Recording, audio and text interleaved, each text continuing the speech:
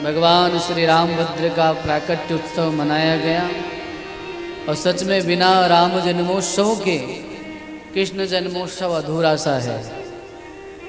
पहले तो हमारे राम जी आए ना, तो राम जी का जन्मोत्सव मनाया गया और नारायण 2 अध्यायों में यहाँ राम कथा को सुनाया गया है। भगवान श्री राम की जो दृष्टि है, जो राम का दर्शन है, वो समाज में कल भी उतना उपयोगी था, आज भी उतना उपयोगी है और आगे भी उतना ही उपयोगी रहेगा। भगवान रामभद्र का एक नवीन दृष्टिकोण, आपको थोड़ी सी दृष्टि में वहाँ ले जाना चाहता हूँ। आशा करता हूँ जैसे आप ध्यान से और उत्साह से और प्रसन्नता से सुन रहे हैं, वह तो सच में दर्शनीय है। बहुत ही प्रसन्नता से आप सब कथा श्रवण कर रहे हैं। आप सबकी मैं एक दृष्टि एक और खींचना चाहता हूँ।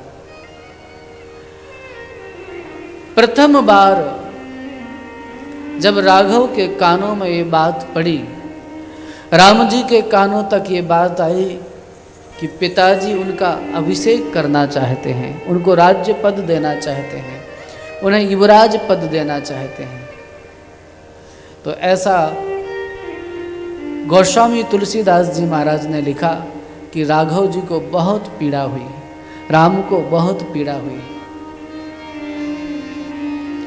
रात्रि भर राघव विचार करते रहे, जन्मे एक संग सब भाई, भोजन शयन केली लरिकाई, करन वेद उपवीत ब्याहा, संग संग सब भय उछाहा, विमल वंश यह अनुचित एको, बंधु बिहाय बढ़ी अभिषेको। हमारा रघुवंश तो श्रेष्ठ है, सूर्यवंश हमारा श्रेष्ठ है और श्रेष्ठ वंश में एक अनुचित रीति है। कौन सी अनुचित रीति है? राज्याभिषेक केवल मुझे मिलेगा, मेरे भरत को नहीं मिलेगा। मेरा भरत भी तो मेरा भाई है, उसको भी इसमें बराबर मिलना चाहिए। राम जी की एक दृष्टि का दर्शन यहाँ होता है।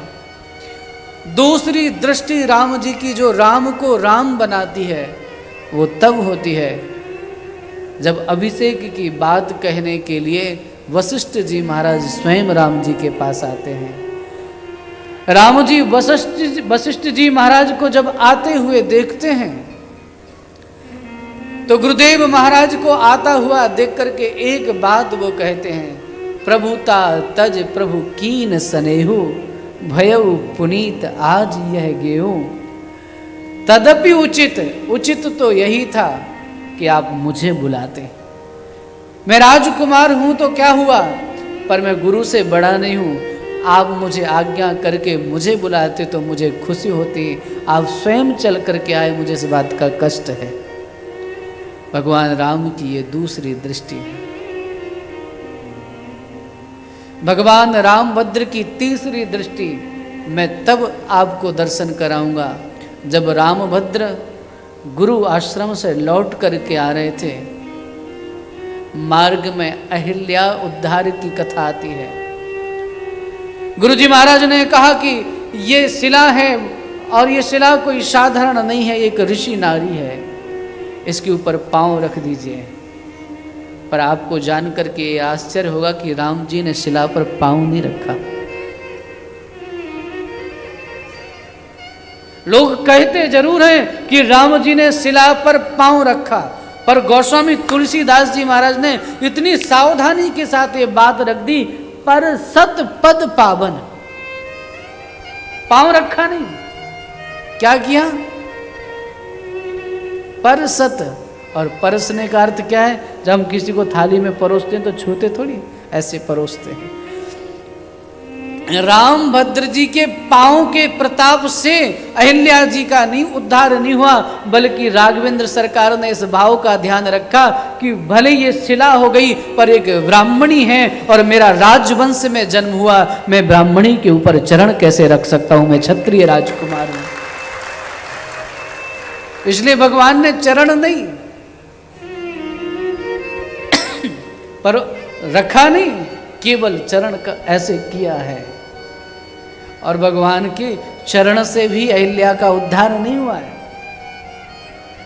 सत्य कहूं, संतों के मन की बात कहूं तो अहिल्या का उद्धार तो राघव के चरण रज से हुआ है। भगवान राम का एक नहीं अनेक दृष्टिकोण से राम के जीवन की उदात्तता आज भी प्रासंगिक है और हम सब के लिए तो परम आदर्श है राघव।